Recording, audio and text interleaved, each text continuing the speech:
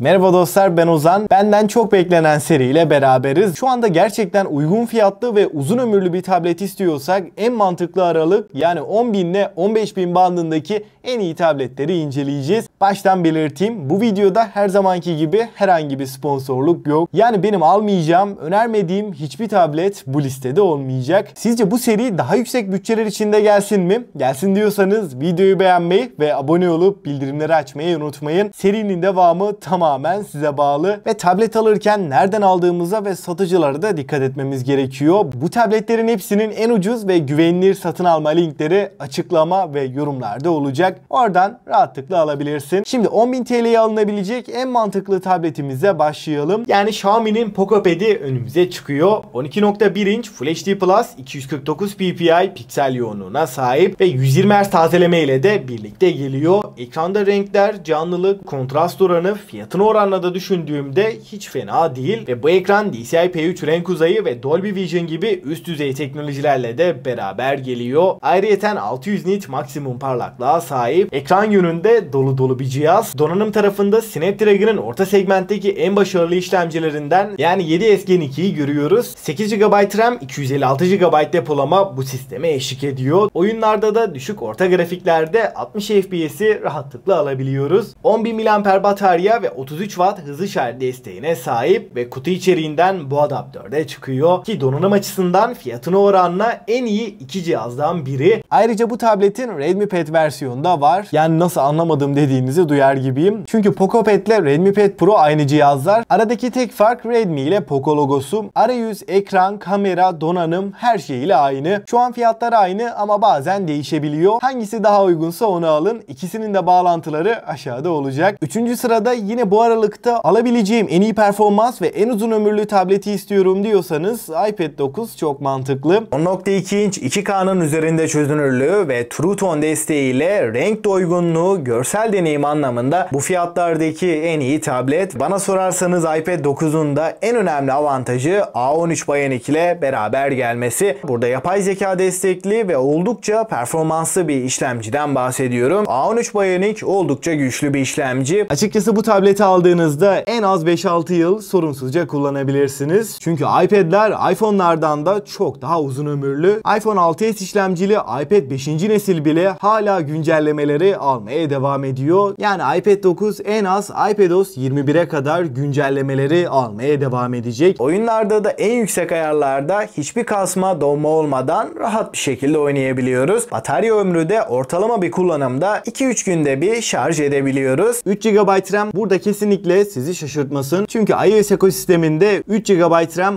iPad tarafında gayet yeterli. A13 Bionic de iPad 9'un en önemli artısı. Ayrıca ekran kalitesi olarak da 10.000 TL bandındaki tartışmasız en iyi tablet. 4. sırada özellikle ders çalışmak, not tutmak için bir tablet alacağım ve aynı zamanda kompakt bir tablet istiyorsam Tab S9 FE oldukça mantıklı. Tasarımda, malzeme kalitesinde bir o kadar premium ve şirin bir tablette karşılaşıyoruz. Alüminyum kasa, 10.9 inç QHD Plus 249 ppi piksel yoğunluğuyla beraber burada DCI-P3 renk uzayı 16 milyon renk gösterebilmesiyle ekran kalitesi Tab S7 FE'den de bir adım önde diyebilirim. 90 Hz'e beraber de daha akıcı ve tepkisel bir ekranla beraberiz. Özellikle çizim yapmak, not tutmak için bir tablet alacaksanız ve kompakt, daha taşınabilir bir tablet olsun dediğinizde Exynos 1380 Yonga seti performans olarak oyunlarda 30 FPS bandında verse de günlük kullanım, uygulamalar, not tutmak, dizi film izlemek için bu işlemci oldukça yeterli. PUBG gibi yüksek grafikli oyunlarda 30 FPS bir deneyim verebiliyor. Dediğim gibi oyun odaklı bir tablet değil. Çizim, not alma konusunda kalemin tepkiselliği kesinlikle başarılı. Bunun dışında Samsung DeX desteği tabii ki varken 8000 mAh batarya, 45 Watt hızlı şarj desteğine sahip. Batarya performansı eğer tableti çok zorlamazsanız yani not tutmak, PDF okumak için kullandığınızda ortalama 8 saat ekran süresi verebiliyor. S9 FE Android 13 ile gelirken 4 yıl Android, 5 yılda güvenlik güncellemelerini alacak ve IP68 sertifikasıyla da olası su sıçramalarına karşı korunuyor. 5. sırada hem ekran kalitesi hem de akıcılık benim için birinci birinci öncelik ve performans olarak da bu fiyat bandının en iyilerinden Huawei'in MatePad Air'ını görüyoruz. 11.5 inç 144 Hz ekranı, IPS bir panele sahip. Burada yine 2K'nın üstünde bir çözünürlükle karşılaşıyoruz. Kullanım deneyimini ve tabletten bir şeyler izlerken vermiş olduğu keyfi baya arttırıyor. Donanımda Snapdragon 888 gibi çok başarılı bir işlemci kullanılmış. Hem günlük kullanım hem de oyunlar için gayet yeterli. PUBG gibi oyunlarda 60 FPS'i rahatlıkla alıyoruz. Fiyatına oranla çok iyi seviyede. 8 GB RAM, 128 GB depolamanın yanında 8300 mAh batarya ve 40 Watt hızlı şarj desteğiyle birlikte geliyor. Google uygulamalarını da sorunsuzca çalıştırıyorken, yani bu tablette Google desteği yok gibi bir düşünceniz olmasın. Kamera yönünde çok bir beklentiniz olmasın ama 4K 30 FPS video kaydı ve fotoğraf kalitesiyle de kötü bir deneyim sunmuyor. Burada HarmonyOS 3.1 ile beraber yazılımda da hiçbir problem yaşatmıyor. Klavyeli kılıfı da gerçekten oldukça kaliteli. Ekranı, performansı ve bataryasıyla hiçbir noktada üzecek bir tablet değil. 6. sırada yine not almak, ders çalışmak, büyük ekranlı ve bataryası da gerçekten sağlam bir tablet arıyorsam bu noktada Tab S9 FE Plus'ı görüyoruz. S9 FE Plus'ta ikili kamera sistemi ve 12.4 inçlik QHD Plus ekranı burada da görebiliyoruz. Donanım olarak 8 GB RAM'in haricinde S9 FE ile hiçbir fark yok. Ekran büyüdüğü için bu ekranda çalışmak, not tutmak kesinlikle daha keyifli.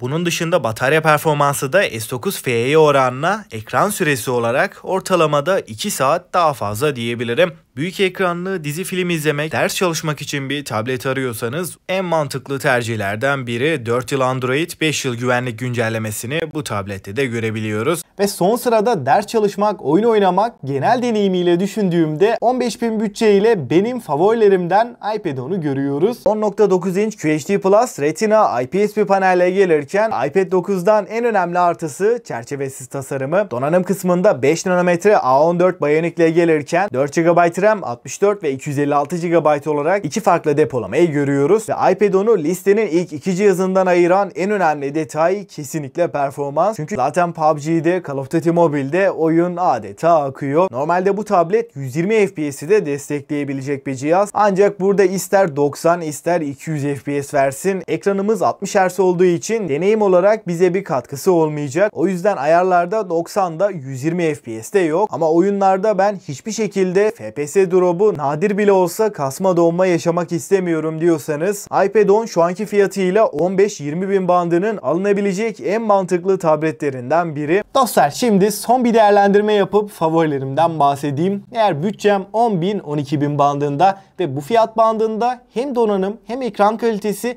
hem de genel deneyimiyle düşündüğümde en mantıklı tablet kesinlikle PocoPad. PocoPad'i anlatırken dediğim gibi Redmi Pad Pro ile PocoPad birebir aynı cihazlar. Bu iki cihazdan hangisinin fiyatı daha düşükse onu alın. İkisinin de linkleri aşağıda var. Fakat bütçem en fazla 12.000 bandında. Bu noktada tasarım dışında hem uygulama desteği hem performans hem de ekran kalitesiyle hala fiyat performans olarak iPad 9 favorilerimden. Ancak öğrenciyim, yanında kalemiyle gelen, bataryası iyi olan ve kompakt bir tablet istiyorsam S9 FE dışında başka bir alternatif de yok. Yanında kalemi klavyesiyle gelen, donanım olarak sağlam, ekran kalitesi ve akıcılık olarak bu fiyat bandındaki en iyi tableti istiyorsam da MatePad Air kesinlikle çok mantıklı. Büyük ekranlı bir öğrenci tableti olarak da bu fiyatlarda hiçbir alternatifi olmayan S9 FE Plus, ders çalışmak, not tutmak için batarya performansıyla da alabileceğiniz en iyi tablet. Fakat şu anda düşen fiyatıyla birlikte de hem özellik dengesi hem de uzun ömürlük tarafını düşündüğümde benim favorim kesinlikle iPad 10. Açıkçası listeye genel anlamıyla baktığımda 10.000'den 15.000'e kadar her anlamda düşündüğümde en mantıklı tabletler bunlardı. Bu cihazlar dışında bu fiyat bandında başka bir tablete bakmayın. Çünkü gerçekten her kullanım için alınabilecek en iyi tabletler bunlardı. Bu tabletlerin hepsinin en ucuz, güvenilir satın alma linkleri açıklama ve yorumlarda var. Oradan almanı öneririm ve aklına takılan herhangi bir soru olursa da mutlaka yorumlarda bekliyorum. Bu videodan bu kadar diyelim. Ben Ozan. Sonraki videoya kadar kendinize çok iyi bakın. Hoşça kalın.